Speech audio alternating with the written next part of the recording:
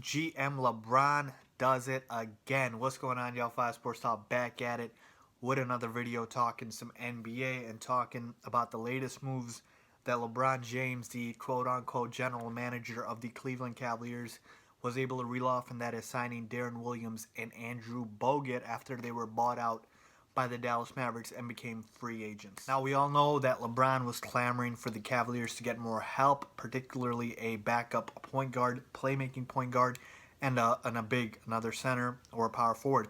And the trade deadline went by, and the Cavs really didn't do anything. They didn't move anyone because they were already over the cap, and they really couldn't trade anybody. There was reports about Iman Shumpert for Patrick Beverley, but then Houston rebuffed, so they were kind of stuck in a rut of what to do.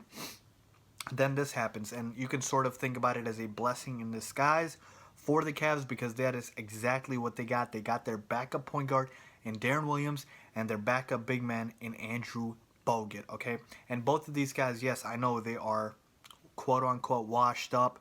They're obviously not the same guys they were in their prime. Deron Williams was still averaging 13 and 7 assists for the Mavericks this year. And Andrew Bogut was hurt a lot, but when he was on the floor, he was an effective rebounder and a shot-blocking presence, which is what the Cavaliers exactly need from their big. So I still think these pieces can help them immensely, especially if they're only playing 10, 15, 20 minutes at the most. Are you kidding me? Deron Williams right now would probably be the best backup point guard in the league, if I'm not forgetting anybody. But yeah, like Deron Williams playing 15, 20 minutes, that's perfect for him.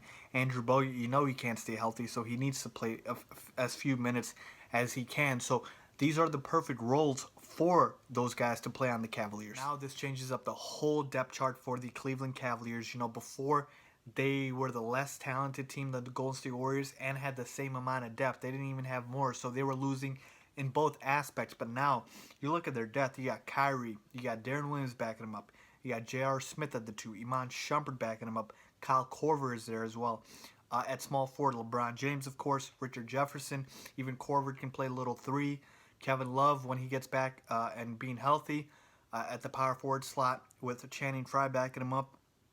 And then now with their recent addition of Derek Williams, who's been a great pickup, I hope they re-sign him to a full contract for the rest of the season. He's on a couple 10-day deals right now.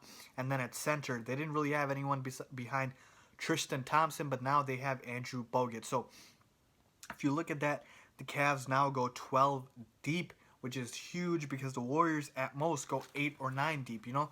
They don't necessarily have that depth that the Cavaliers now have. And this is going to be perfect for LeBron James when he's out there, and he's got a lineup of Deron Williams and Korver, and he's got Frye and Bogut. LeBron, really, I mean, he's still got those pieces around him, and he could run at the 3 and still be just as effective.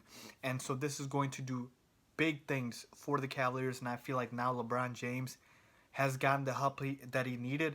No, obviously, the level of talent is still not the same as the Warriors, but depth is greater, which is all you can ask for at this point, because you're not adding a Kevin Durant. You're just not. It's not going to happen, and that's really the thing here. So this was the best possible scenario for the Cleveland Cavaliers, and I think this just about evens the playing field to as much as you can, because the Cavaliers now have the most depth, definitely in the East, and now possibly in the NBA. So love these moves by the Cavaliers. Think this is going to be big, big, big, and LeBron James, you know he's a happy man.